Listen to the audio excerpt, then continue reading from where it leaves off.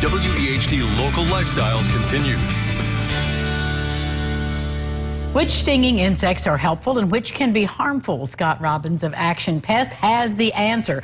Good morning. Good morning. I didn't even think about this question. I mean, I always think about it as a stinging insect. I'm keeping my distance. Which ones are helpful to us? Well, it really takes a little bit of expert opinion. You have to identify what exact species you're dealing with, because you really break stinging insects down in, well, you've got bees and wasps, right? Okay. But it's a little more difficult than that. It's not that all bees are good and all wasps are bad. Wasps generally get that reputation.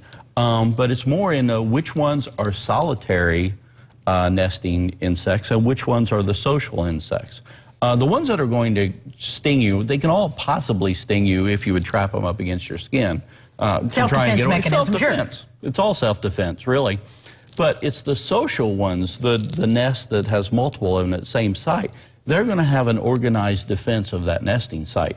You might see cicada killers or carpenter bees or something, especially carpenter bees right now. It's their mating season, so they're buzzing around under your soffit, and they might buzz at you as you approach or something, especially the males.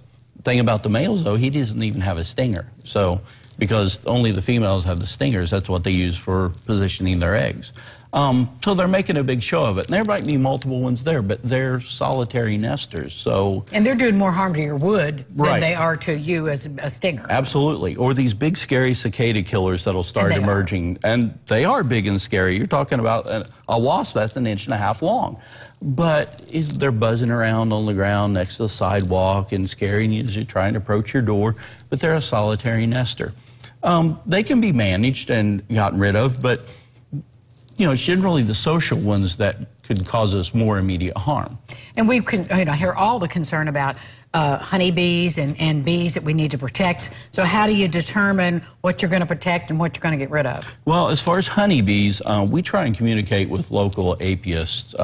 So if you had a honeybee hive in a wall or something, we're going to try before we would actually resort to destroying it. In the case, let's say you were severely allergic to a bee sting or something. Before we would destroy it, we would really try and get someone to come out and collect and preserve that. And there are people who do that. There are people, and those apiarists now are more apt to come and help us now with colony collapse disorder being out there and them having issues preserving hives than what they may have been in the past. And we're thankful for that.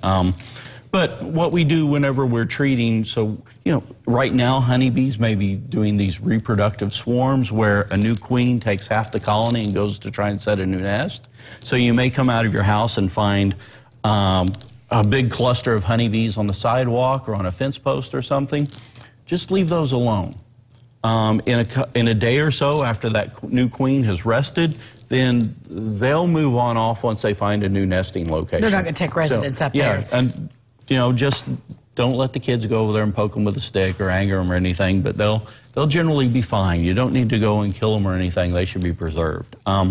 As far as what Action does around your home with our normal treatments, we generally try and avoid putting residual products up on flowering plants where honeybees might be foraging. Right. It's not really necessary for us to put an application on those plants. If we need to control ants, we can do that at ground level, not up on the vegetation. So the best thing for us to do for homeowners or condo owners is to give you a call and you can assess our needs. Absolutely. We'll come out and identify what type of stinging insect you have and then give you a best method for management. Always great information. Scott Robbins from Action Pest, and we'll be back with more Lifestyles right after this. This portion of Lifestyles has been sponsored by Action Pest Control.